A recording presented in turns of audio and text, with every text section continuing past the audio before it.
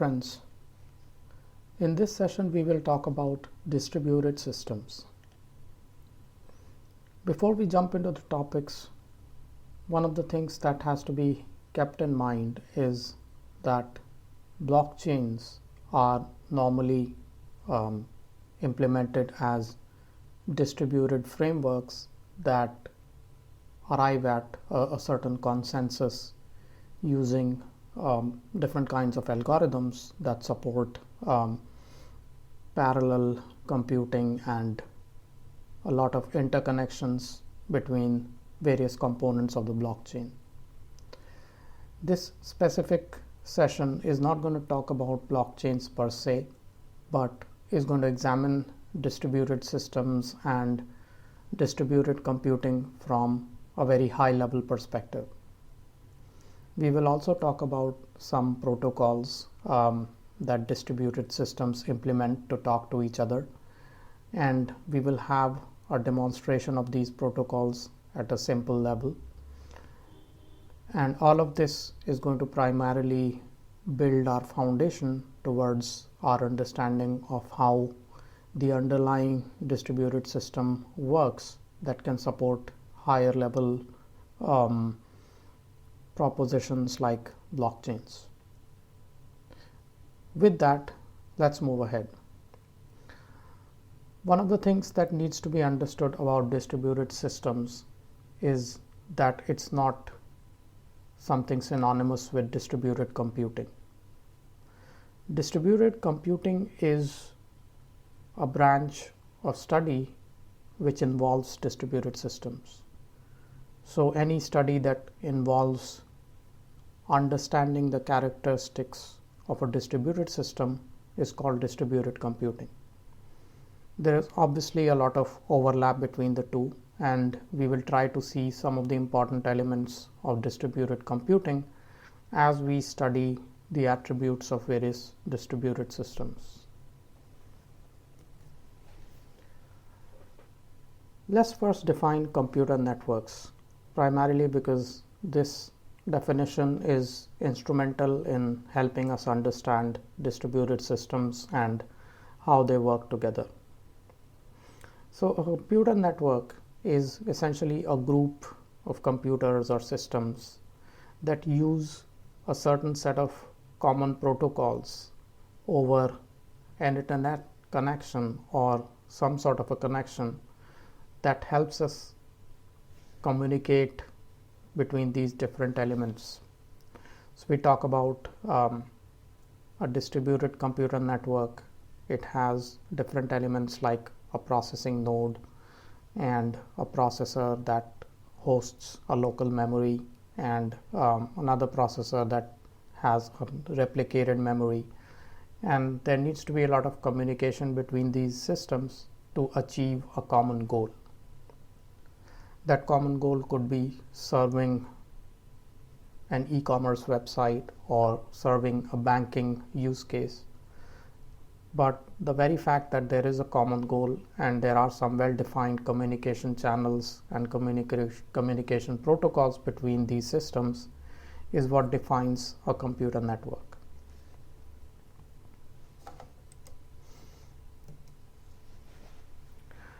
A distributed system, which is essentially a communication network and all of the components, has two important characteristics.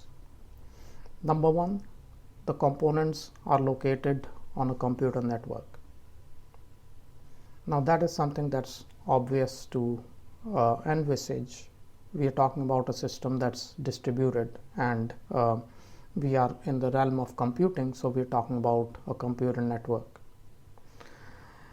And the way these different components are located and structured is that they are essentially autonomous, and this is important in the world of blockchains, where any node can enter or exit the blockchain without impacting its core functionality. So when we talk about autonomous systems, what we mean is that although they follow the specifications and the communication protocols that a distributed system defines, but they are still autonomous in the sense that they are free to not partake completely in the system. Again, drawing from the blockchain example, it is possible for an autonomous system to be just reading the blockchain and not taking part in the mining to earn rewards. And at the same time, it's possible for any system to exit and join back. The entire system just starts using that component because it's essentially supporting that autonomous freedom for each component. We will use computers, nodes, clients interchangeably as we discuss these different concepts, and it's important to understand that depending on the context, what we mean is that specific component of the protocol.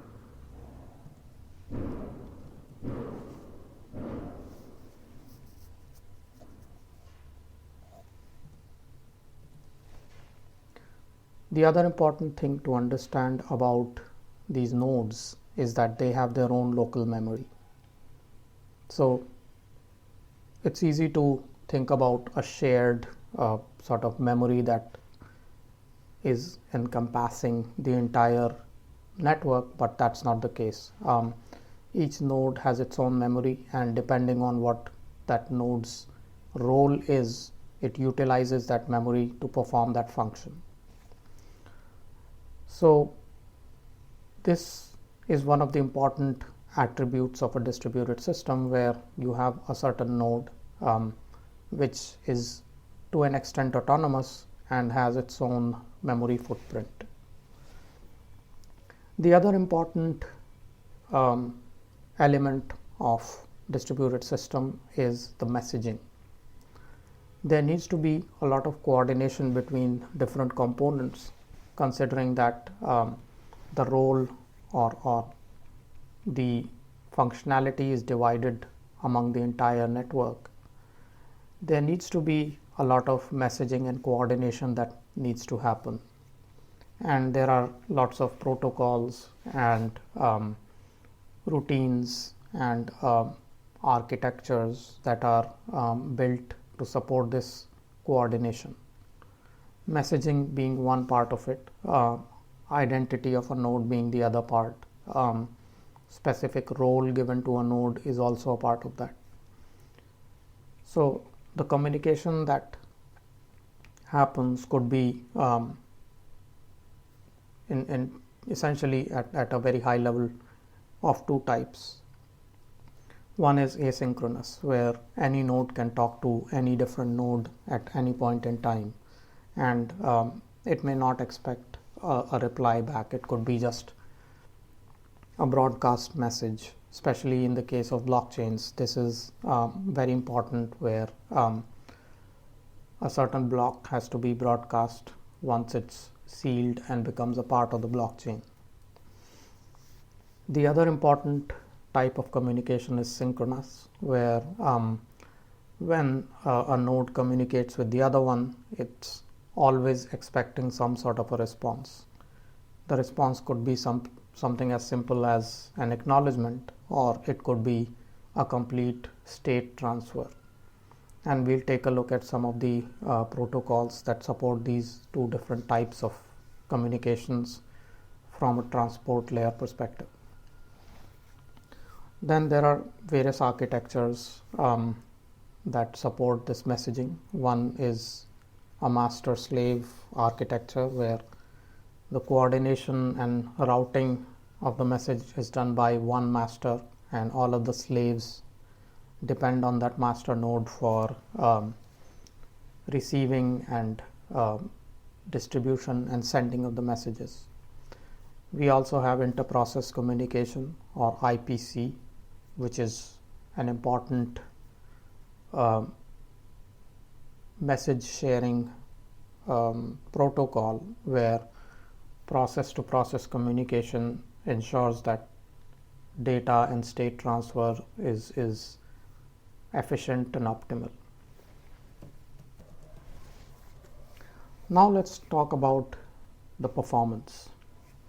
In computer architecture, Amdahl's law is a formula which gives the theoretical speed up in latency of an execution of a task where workloads can be expected to be parallelized. So what we mean by parallelized is something that we'll take a look at, but what we essentially mean is when a task can be broken up and assigned to different parts of a distributed system. This law is sort of important to understand because it gives an idea of the capability a parallel system brings to a complex set of services that a system needs to provide. This law is named after computer scientist Gene Amdahl and was presented in 1967. So it's an old principle that still holds true after so many years of distributed computing and software support that has evolved. So if we think about an example, if a program needs 20 hours to complete a certain task using a single thread or a single process, but 1 hour portion of that program cannot be parallelized. That means that only 19 hours of execution time can be parallelized.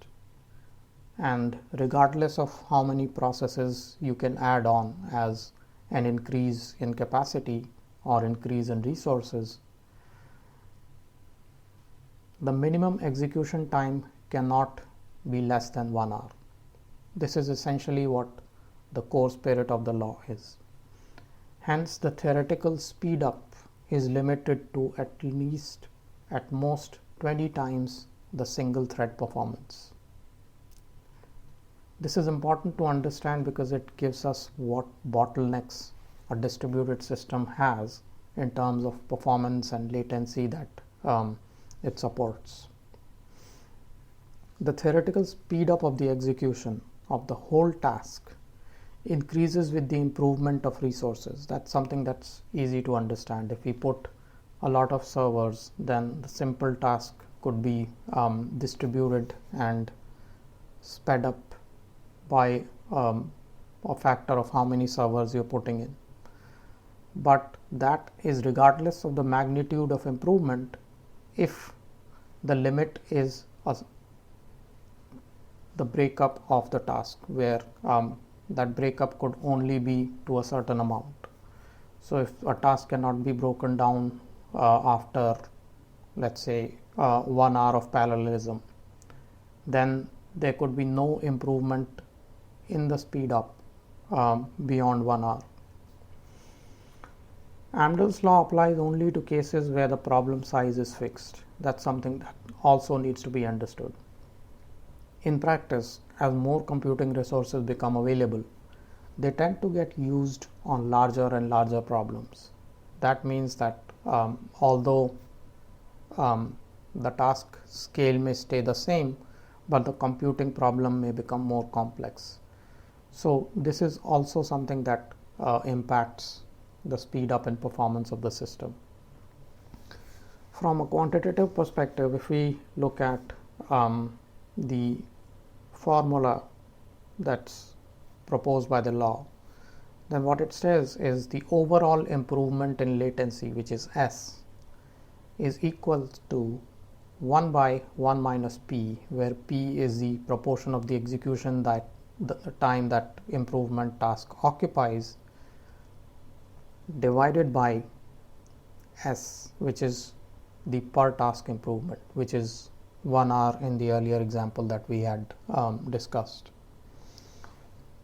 So although Amdahl's law is not very unintuitive, it's easy to understand what is being spoken of in terms of the bottleneck and the minimum amount beyond which the speed up of a task cannot be done. But it's kind of important in terms of distributed systems and its performance.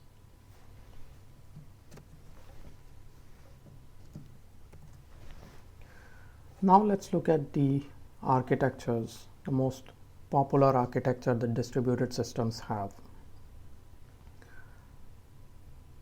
Before the advent of blockchains and some of the other peer-to-peer systems, and in fact even now, most of us are very familiar with and used to the client-server model. Now, what do we mean by client-server?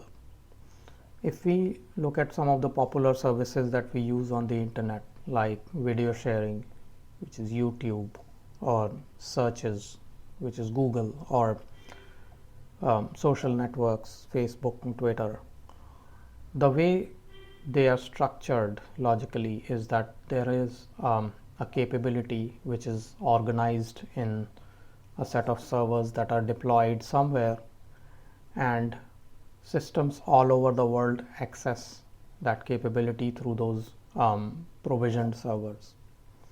So typically, if we talk about Google runs in some very high performing data centers located at some very strategic locations. But if we group them together into a single capability, which could be a set of 20 data centers, then that's your server. And logically, every other system that utilizes Google is the client.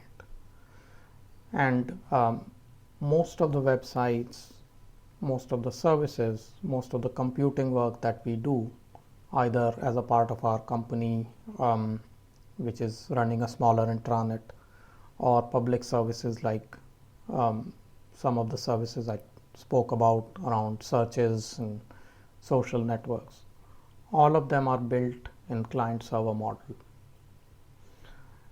We've been used to client-server model since internet became popular, primarily because it was a mode for broadcasting information, where the information was hosted at a single place, but it was accessed by and broadcast to a lot of different systems. So the client-server model is kind of easy to understand. It's traditional and legacy. But one of the underlying principles we talk about the advent of and evolution of internet is the ability to allow information to be freely and easily accessed, and at the same time have everyone get the opportunity to access that information, host it, store it, and use it. With that thought in mind, the other architecture that has been not very popular but been used very frequently in some very specific use cases is the peer-to-peer model. And some of the services that have been using this model are the torrents, where we share files over a set of peers, and as one peer hosts the file, it becomes a source of file for other peers. Similarly, a popular music sharing service called Napster, not very popular now, but that was also using the same principle, peer-to-peer model, where one system could download a file from its neighbors and then become a host of that file and allow other neighbors to download it further. This is also the underlying principle of blockchains. We talk about Bitcoin blockchain, works entirely in the peer-to-peer model, where every component of the blockchain is identical, and as more peers join in, they look for their neighbors to download the latest version of the blockchain and get the data and transactions that have been broadcast communicated to them. So at a very high level, these are the two architectures. Client server supports multiple tiers, and we'll take a look at what tiers mean in some of our sessions as we go along. Peer-to-peer model supports multiple nodes, so it's obvious that it's a network. We will need to have multiple nodes talking to each other. So with this architecture, we kind of try to visualize how systems like blockchains can function, and it's obvious to see that if you're talking about a distributed, decentralized, no authority system, then peer-to-peer model is the best suited for that goal in mind. Now let's take a look at some of the algorithms that help us creating a distributed system.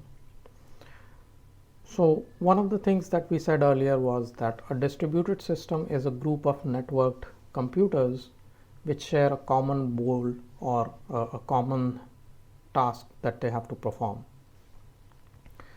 And the way that they can perform them is either by a parallel processing algorithm or a distributed algorithm. And when we want to define what we mean here, a parallel algorithm essentially is multiple computing entities, and each algorithm which essentially solves the task can concentrate on a specific part of the problem, solve it, and then essentially give the answer back. So when we talk about a system that's doing parallel computing, each entity is more or less independent of the other entity. But we talk about a distributed algorithm, what we mean is the entire entity runs the whole program and just passes the output to its neighbor.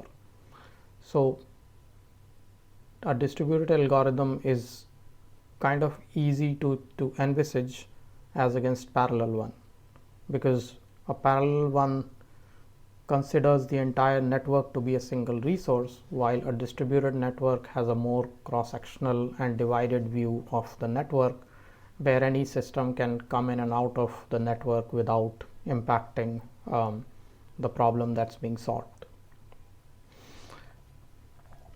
The term concurrent computing or parallel computing or distributed computing, they have a lot in common, and when we talk about these two distinctions, there are cases where there is a lot of overlap between the two.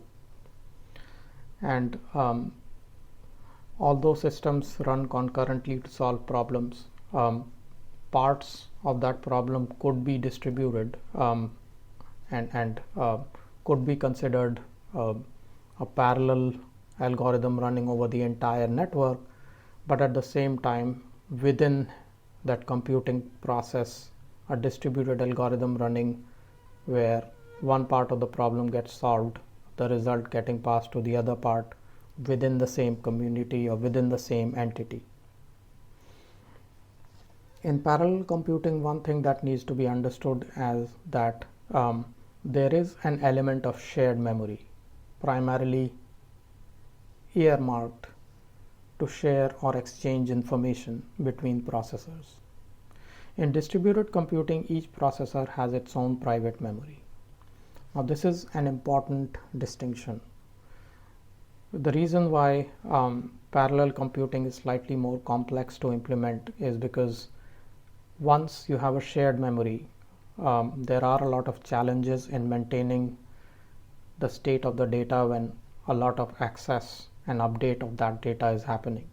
At the same time, distributed algorithm, which keeps an individual copy of the data at its own node, it's not such a big challenge, primarily because it's expected that everyone's going to have their own copy, or every node is going to have its own copy to run. So these two classifications of algorithms kind of give us an idea of what problem the blockchain's distributed network solves. The problem is confirmation of transactions, and since that's something that's done at a single node and then broadcast out, the algorithm that most of the blockchain flavors follow is distributed. Every node is complete in itself, it has its own memory, and it executes its own processing. With that discussion around um, the algorithm that needs to be implemented as a part of the complex problem solving, there are two different kinds of models that emerge that support these two paradigms. One is the shared memory model. So it's obvious to see that when we have a very large parallel processing system, there needs to be a lot of data exchange as the system solves that problem in its entirety. And this data is either communicated through some protocol or it could have a shared memory. Now that shared memory essentially makes the processes uh, look at the data from its single source. You could call that a memory region. And this memory region is present in an address space of the process, which essentially creates certain segments of the memory that it accesses and then processes the data that's available to it. And the way these processes communicate is that they essentially attach that segment of the memory to the other process so that their address space gets shared and the data is communicated to the next process.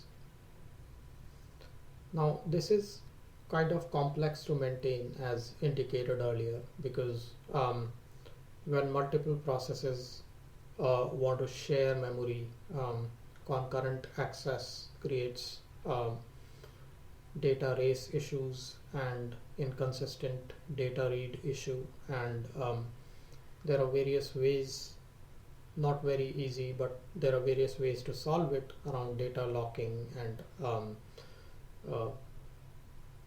implementing a signaling mechanism between processes.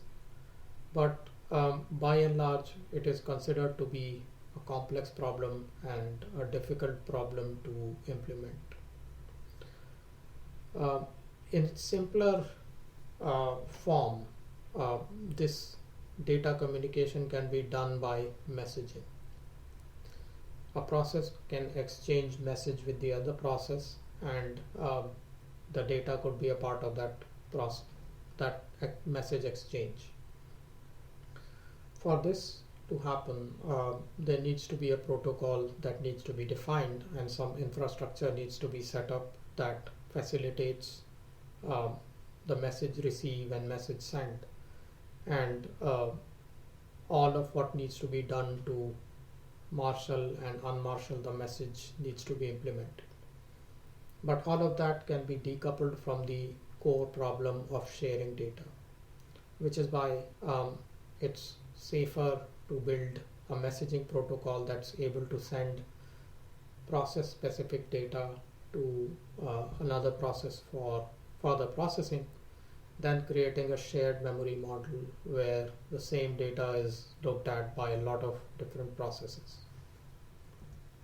Now with the discussion around the memory model and messaging model completed, we have a fair idea of what might be happening in a blockchain-like system where a lot of communication between different nodes have to happen to ensure some of the verifications and broadcast tasks that are important for the functioning of the blockchain system. Now let's take a look at some of the characteristics of a distributed system, and all of these can be related to blockchains as an attribute that either is completely available or is partially available or is non-existent in a blockchain-like system. The first one is fault tolerance. Now, a distributed system is supposed to be performing a task that is dependent on all or certain portion of the nodes that are executing that task for its complete execution. And the way a distributed system has to be designed is that it should be able to complete that task even if certain small section of the components fail. Now there are various types of tolerances built into the system, and we will take a look at one very important type called Byzantine fault tolerance as an entire topic that we will discuss in one session. But at a very high level, there are two types of fault tolerances that a system can have. One is crash fault tolerance. So a distributed system which is essentially serving a certain goal or a task execution as its capability, it should have this ability where even if a component or maybe a certain subgroup of components crash and are offline, then it should be able to continue processing using the rest of the system that is still intact and working. So this ability is what's called crash fault tolerance. There are ways in which this can be quantified, and we'll take a look at how that's done. The other type of tolerance is the Byzantine fault tolerance, where if a component is behaving in a malicious manner, the system should still be able to tolerate that. What we mean by malicious behavior is that the system expects a component to behave in a certain way, giving maybe an output as a result of some processing, but the component gives right output to certain section of the network and the wrong output to the other, which essentially makes it very difficult for the network to identify whether the component is functioning correctly, has crashed, or there is some problem with it. So it's very difficult to practically solve Byzantine faults, and we'll see how an approximation of that solution is implemented in the Bitcoin blockchain. The other characteristics that is highly important is the availability. So a system that's serving maybe a high volume service like trading system needs to be available all the time, and should also be giving the right responses with the right level of latency. The other attribute is recoverability. Can the part of the network that's failing recover itself and just rejoin the network and starts behaving normally? This ability is what's called recoverability. And then a lot of discussion happens around the performance of the system. What are its SLAs or service level performances, or how fast can it confirm transactions, and that performance is expected to be predictable, essentially related to capacity and the volume of tasks assigned to the system. But what's important is that one should be able to predict what the performance is going to be depending on the quantitative representation of the capacity and stress on the system. Then obviously the system should be secure. It should authenticate the right users and authorize the right accesses.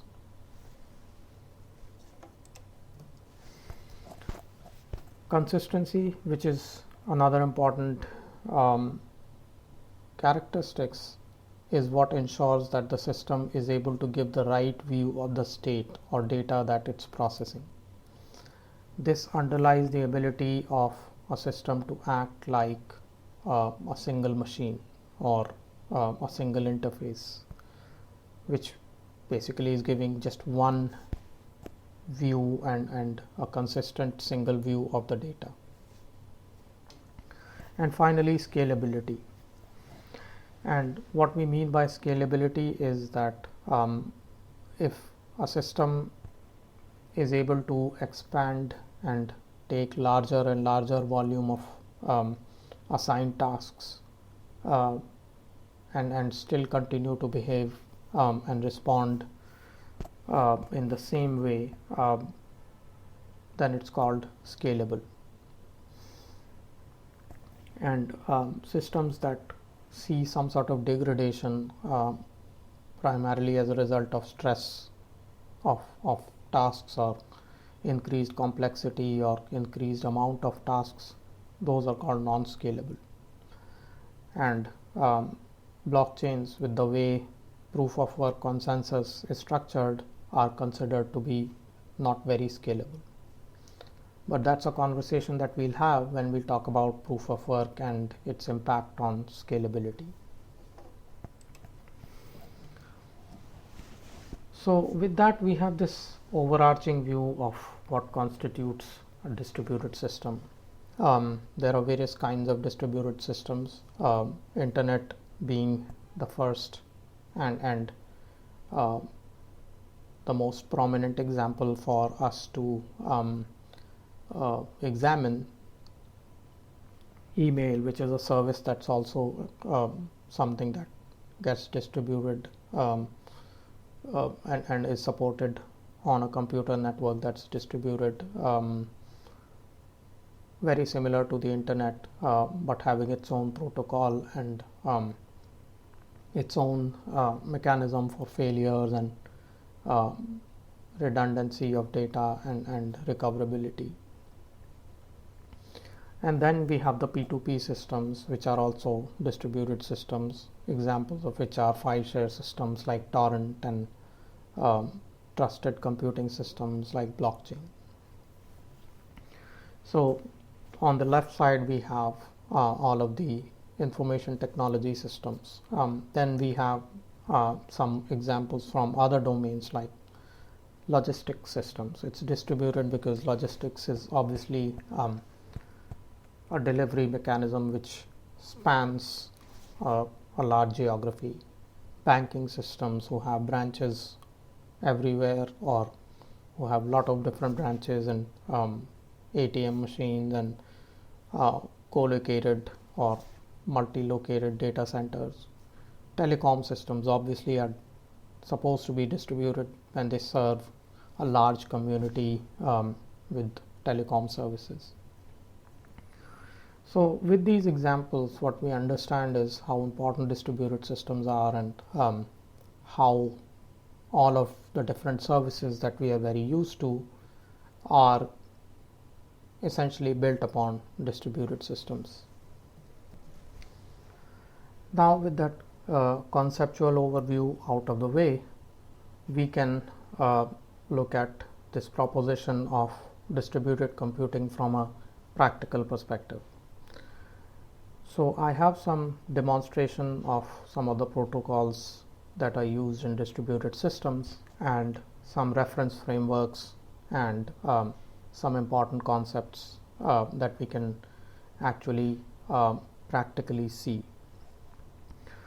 So as we've been looking at client-server communication, there are various services like HTTP or email or search that we've looked at that are built on this architecture.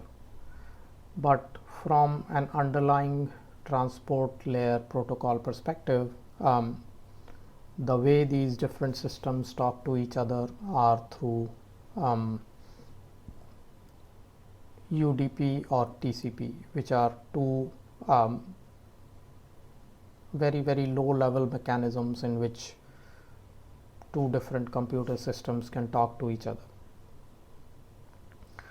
So I've written some small routines in Java that can help understand how these two types of protocols work and also see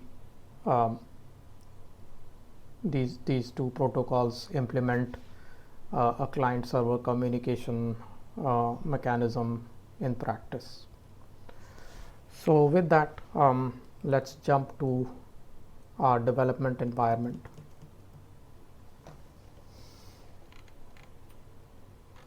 So the environment that you're seeing is called Eclipse. Most of the development work that we will do is going to be in Eclipse, and especially something that has to be implemented in Java can be done very well in Eclipse.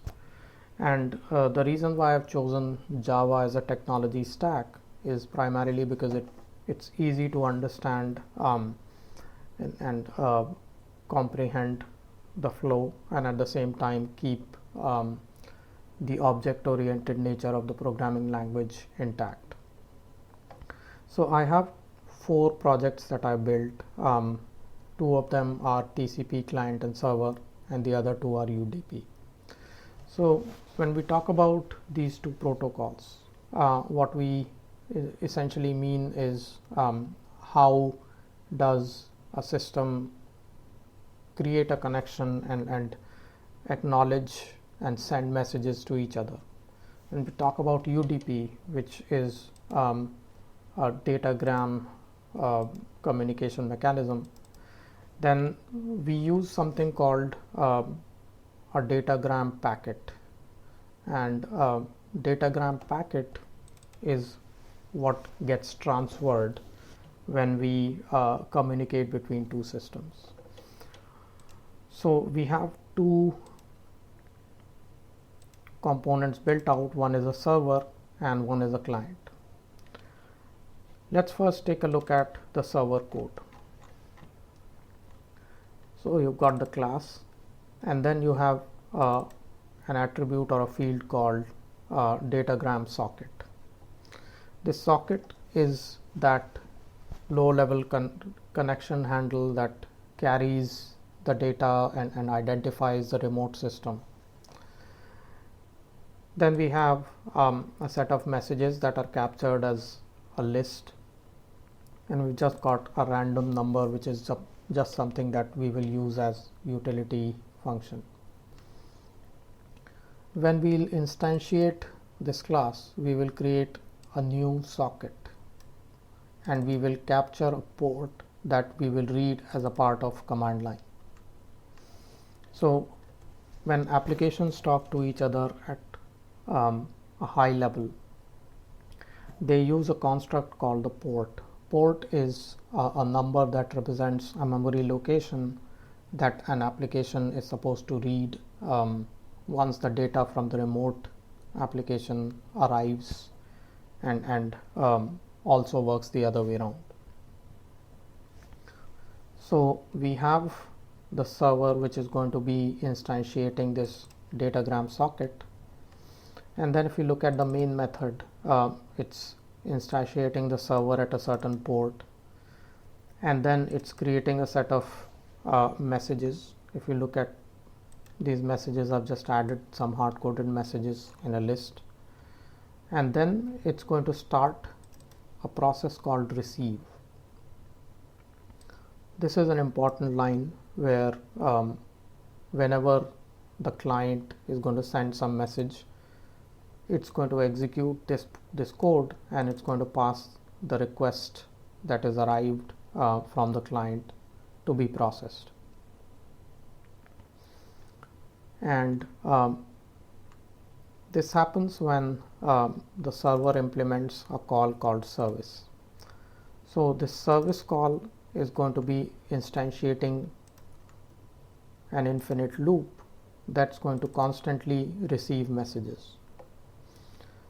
The way it works is that the message is received as a datagram packet, and this is going to be passed as a part of receive.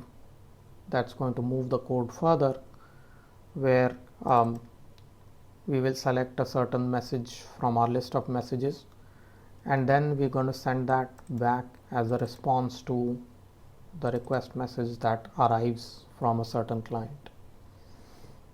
We will also print some log messages like request, where it's coming from, what is the port, and then we'll print out this message and then create a packet which is going to go back as a response. So this is the high level code. You can access this code as a part of resources for this training, but it's very simple, almost trivial to see how it's going to execute. Let's jump on to the client side. The client is essentially going to be again a loop that's going to create a datagram packet.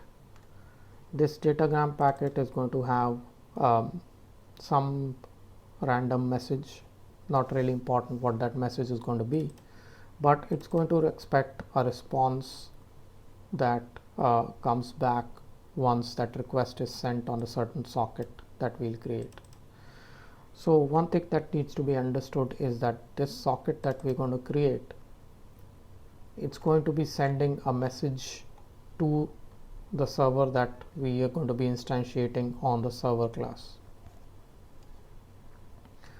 And what this socket needs to know is the address of the remote server, and that's something that we will read from the command line, which is going to be a combination of the host and the port. What we have to ensure is that the port is the same one that the server is running on. So once we are able to send a request through the socket send message, then the response that comes back is something that we print out, and then we wait for 10 seconds and then do the same thing again. So client code is simpler than the server code. It's just supposed to loop and keep sending requests the period of 10 seconds, and the server's code which accepts those requests is essentially randomly looking for a set of messages and then picking up one message and responding it back. So the reason why we are looking at this is a distributed client server environment is essentially what this is, where a request comes in from different sources and this server construct looks at that request and then responds back depending on what the request is essentially asking for. So the way I want to run this is on the console and not from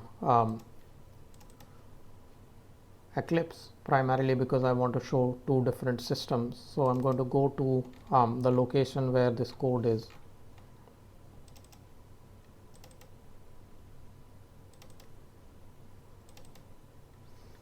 Which is a part of the Eclipse workspace.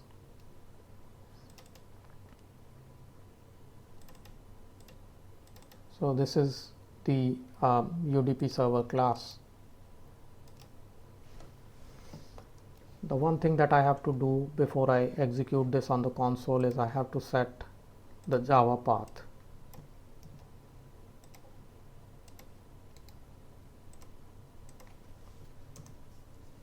Now I can execute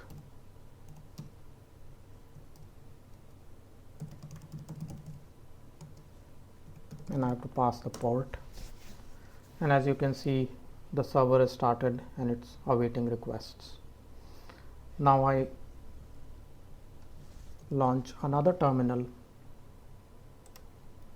and I go to the client code.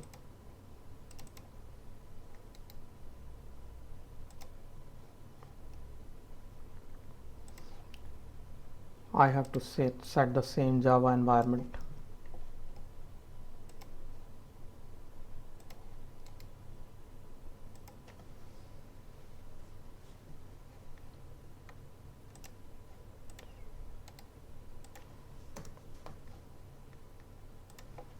Then I can run the client here.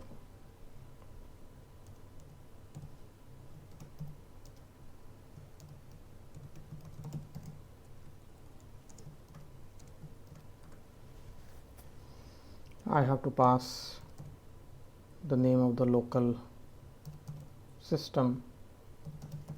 Since both of the client and server are running on the same system, it's going to be localhost. And before I start this program, let me launch the terminal on which my server is running. So the moment I launched my client, my server got a connection from a certain port.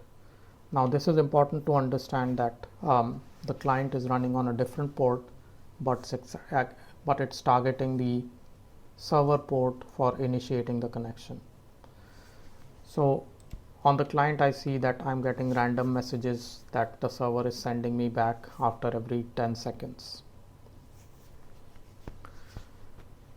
So this is a sort of a simple kind of trivial representation of a client-server model of a distributed system.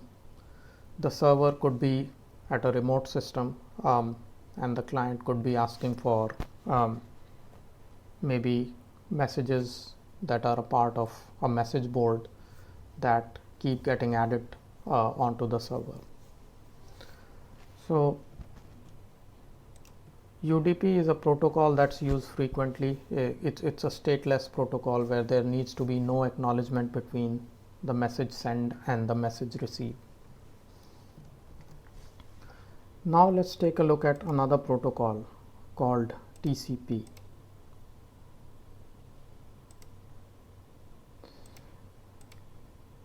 TCP protocol is slightly more sophisticated than a UDP datagram. So if you look at the TCP server, it essentially starts the same socket just like the datagram socket, but it's able to respond two ways. The way it works is that once you start a socket on a port, there is an accept call that blocks and waits for messages to arrive from the clients. Once that message is arrived, that message is read as a stream, and then that stream is printed out on the console, and the message essentially closes the socket. On the client side,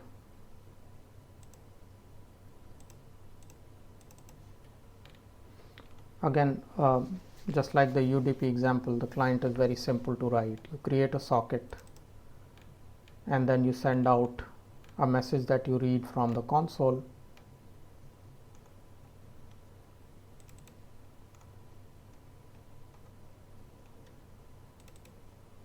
as a part of an output stream, and then essentially close.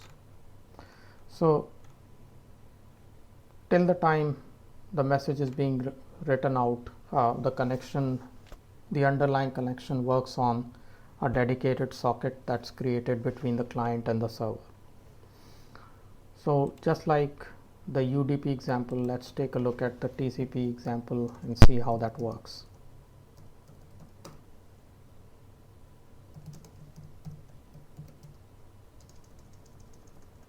Let's start the server first.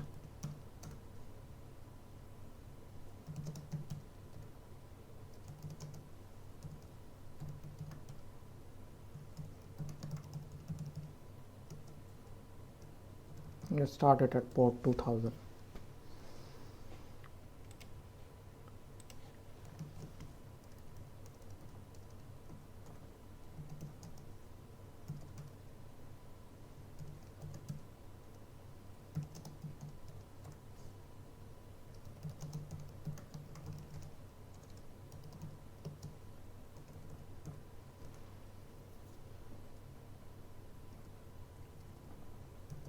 Sorry about that.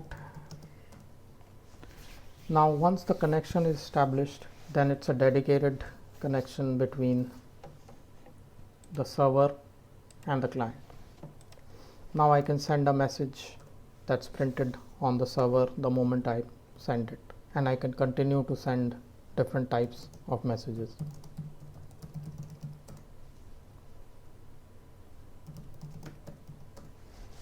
So this is a client server connection that's built over TCP sockets. Once I close the client, the server faces an exception, primarily because it's waiting for an acknowledgement to happen, which is why you saw all of this end of file exceptions.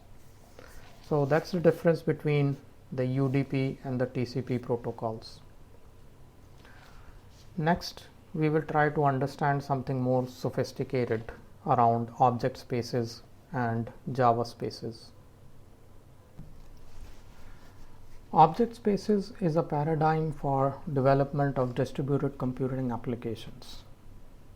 It is characterized by the existence of logical entities called object spaces. All the participants of the distributed applications share an object space. Now this is very similar to how we were talking about shared memory, but it's more well defined and has a lot of specifications around that. A provider of a service encapsulates the service as an object. So if I'm a provider of, let's say, messages, then I can call it a message service, and my object could be the message object. This object is put in the object space. Clients of this certain service access the object space, and then they look up the object which provides the necessary service and then request for this object. This was something that as a paradigm was built a couple of years ago, in fact 30 years ago, more than 30 years ago, 1980, by a scientist in Yale University. He developed a language called Linda to support the concept of global object coordination, which is what we are doing here. This object space can be thought of as a virtual repository. This virtual repository is shared amongst providers and accessors of the service that the objects provide. And the communication between objects and the accessors of the service is by updating the state of the object or reading the state of the object. Something like this has been implemented in Java through something called Java Spaces. Java Spaces is an old technology. This is something that needs to be understood. It was created in the year 2005 through an effort called Genie or JINI. That effort was discontinued, and it didn't see a lot of commercial success, and this technology was open sourced and handed over to a consortium called Apache, where they kept maintaining this technology till 4.5 years back. So what we want to do in this demonstration is to show how Apache River creates these object service registries and are able to create an access mechanism to use these services and print out the responses that come from these services. This is kind of relevant to distributed computing because this was built for distributed environments where a single service needed to be accessed by a lot of systems. To execute Java Spaces, what you'll need to do is jump onto the project page of Apache River solution and download the releases. Do not download source code or the document jar, just download the examples zip file. Now one thing needs to be understood is that to execute these examples we will need to set up Apache Maven. It's something that you can download and just point your application path to. When I set up my application path, I automatically set up the Maven path. So this is my Maven path, and all I have done is downloaded Apache Maven 3.5, which is an older version, and just unzipped it and provided the Maven home path here. So once you've downloaded this, you can jump on to the console and the place where you've downloaded it, assuming that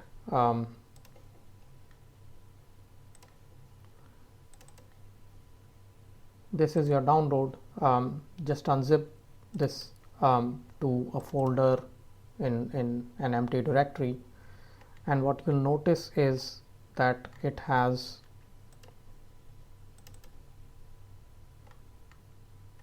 an examples folder.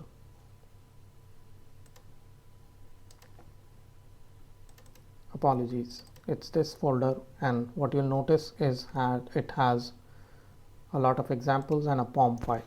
This is the file that Apache Maven uses to build all of these different artifacts. Now let's try to build these examples. So I'll open the console and I have to set up my Java environment.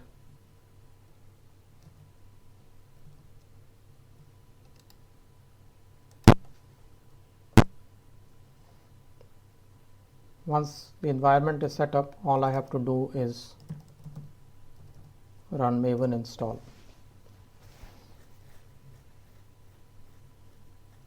As you can see, it's built it quickly. It might take a long time on your system, primarily because it may need to download all the dependencies that I've already downloaded. So once it's built, you will see the target folder created, and also another target folder inside the home directory. One of the things that you have to do is take a look at what all services you'll have to build and the commands that need to be executed. To do that, they provide the creation of a target called site. So to execute that, just execute mvn or maven site. It's going to recreate HTML documents for each of the example code selections that they've provided. This one's going to take some time. What we are essentially going to do is we will create a service registry. We will register an infrastructure service, and then we will register a user service, and then we'll access that service. And the way to execute is going to be available as a part of the Maven site.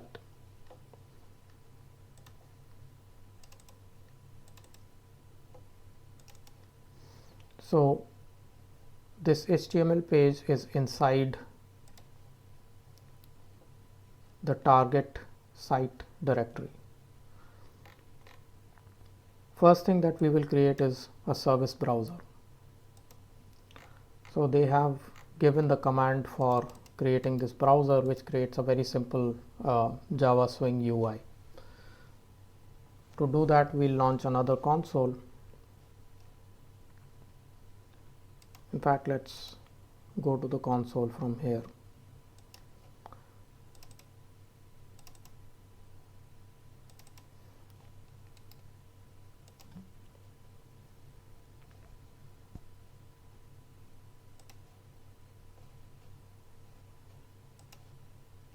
This is the command that I'm supposed to run, but before running that command, I have to set the Java environment again, since I've opened a new console.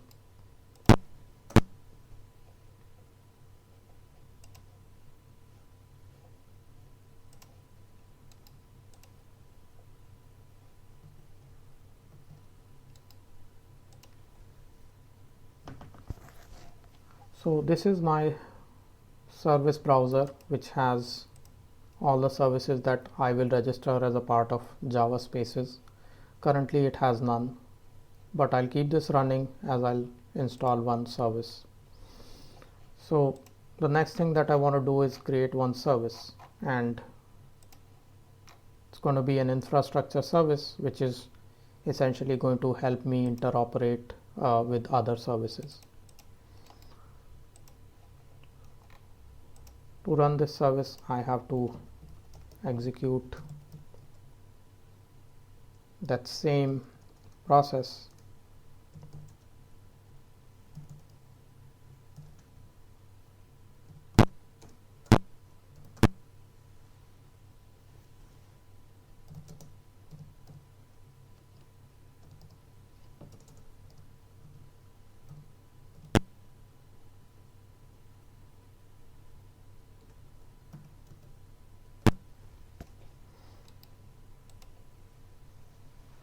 So once I've executed this infrastructure service, I'm going to see one registrar that's registered.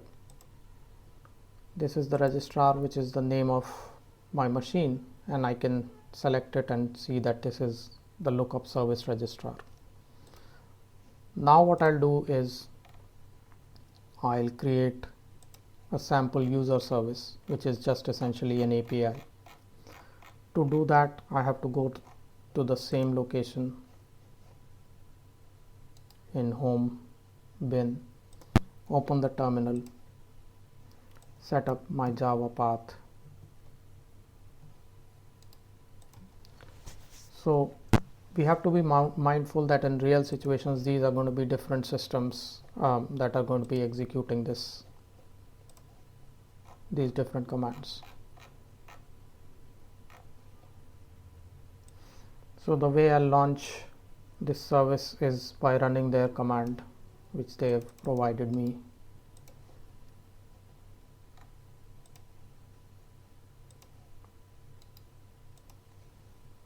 Now this hello service should be registered on their console. This is the service that just got registered earlier. We just had this service registrar. Now I have this hello service also. Now to execute this service, I will run their client.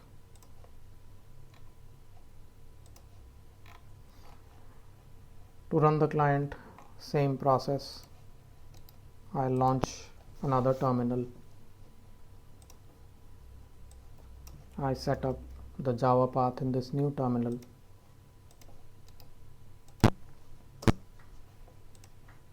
And then I run the client.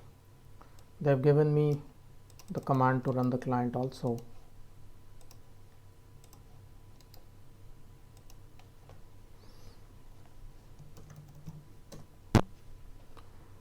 So it asked me to enter my name, and then it replied with my name and a greeting. So this is the execution of the service. On the service side, let's see if there's anything on the console.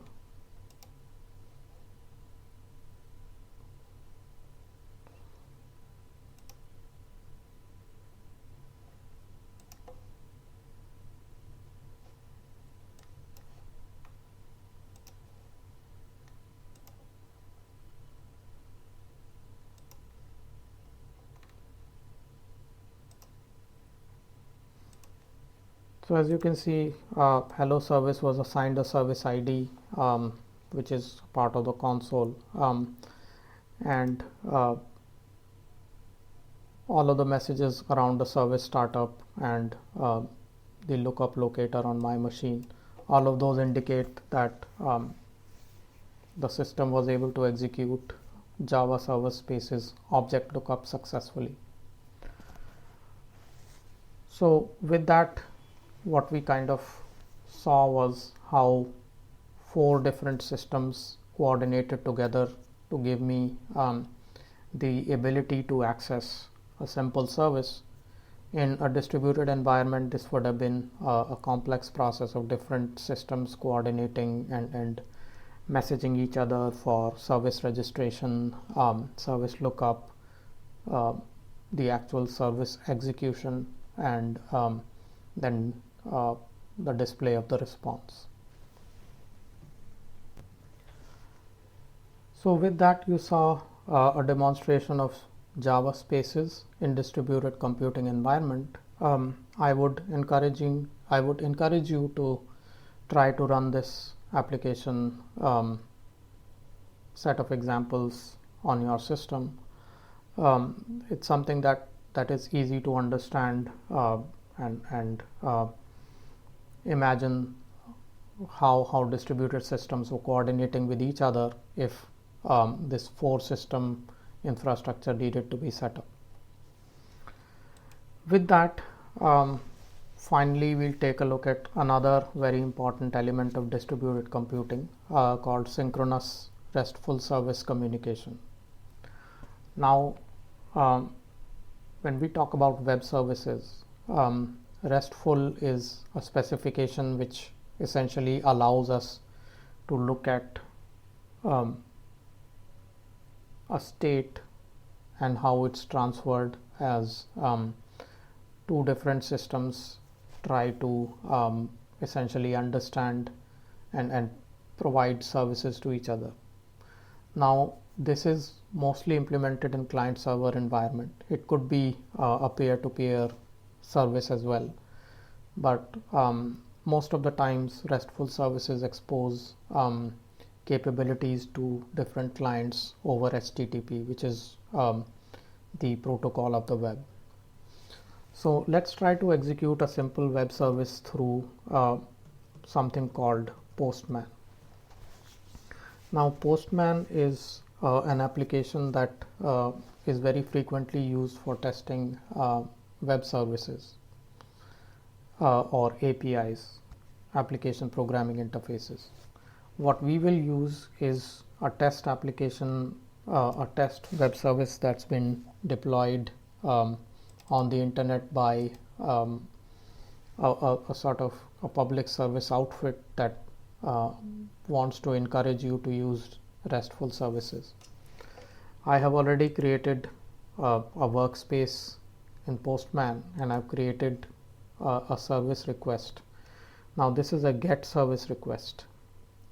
There are multiple service request types supported, primarily linked to HTTP protocol verbs.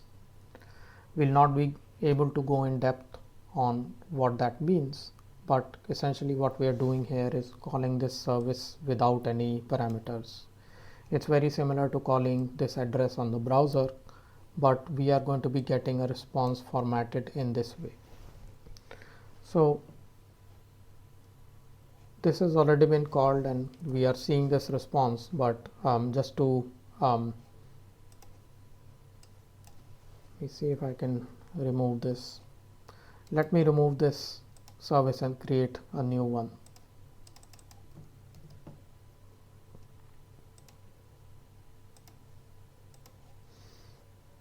All I have to do is add a new request. Let's call this request test, and then since it's some simple GET request, I just have to pass the URL,